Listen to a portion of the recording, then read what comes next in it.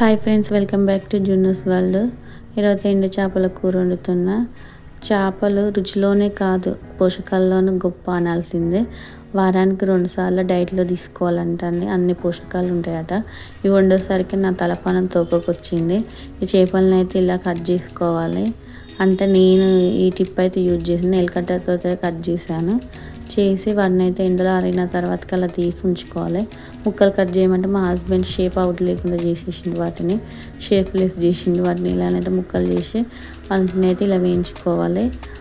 రాని వాళ్ళ గురించి అయితే ఈ వీడియో పెడుతున్నానండి, ఫస్ట్ టైం చేసేవాళ్ళు. ఇందులో డి విటమిన్ ఉంటుంది. చేపలు వారానికి 2 సార్లు అయినా తినాల్సిందేనట. చాలా పోషకాలు ఉంటాయట, ప్రోటీన్స్ లెవెల్స్ కూడా ఎక్కువ ఉంటాయట. ఆయిల్లోనైతే ఇలా జీలకర్ర ఆనియన్స్ వేసి బాగా వేపుకోవాలి. చేపలు ఫిష్ మటన్ చికెన్ కంటే కూడా ఫిష్ తింటే చాలా యూజెస్ ఉంటాయండి. గుండెకి కూడా చాలా మంచిదంట. ఐస్ కూడా చాలా మంచిగా కనిపిస్తాయంట.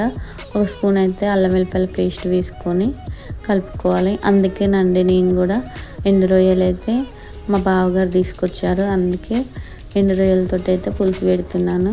ఇలా కారం బాగా వేపుకున్న తర్వాత కారం వేసుకోవాలి. పసుపు, అల్లం వెల్లిపాయల పేస్ట్. ఫస్ట్ ఏ నాన్ వెజ్ అయినా అల్లం వెల్లిపాయల పేస్ట్ వేస్తేనే టేస్ట్ వస్తుంది. అట్లనే నీసు వాసన అనేది రాదు. కొందరు అయితే నీసు వాసన వస్తుంది అంటారు కదా.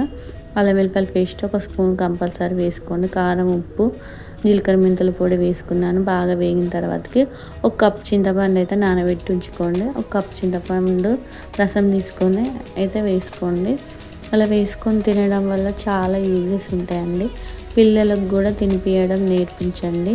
మా అమ్మ అయితే పెళ్ళి కాకముందు వండితే ఎండు చేపలు వండుతుంటే నేను ఎక్కడో ఊరి చివరకు పోయి ఉండేదాన్ని.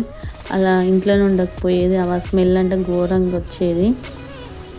ఇప్పుడు అవన్నీ ఉండవు కదా, పెళ్ళైనా ఇంకా ఉండక తప్పట్లేదు. మా ఆయనకైతే వేసి ఇచ్చాను, చాలా బాగుందని చెప్పారు. నేను తిందాం అనుకున్నా కానీ తినలేకపోయినా. చాలా బాగుందంట. మీరు కూడా ట్రై చేయండి. బాయ్.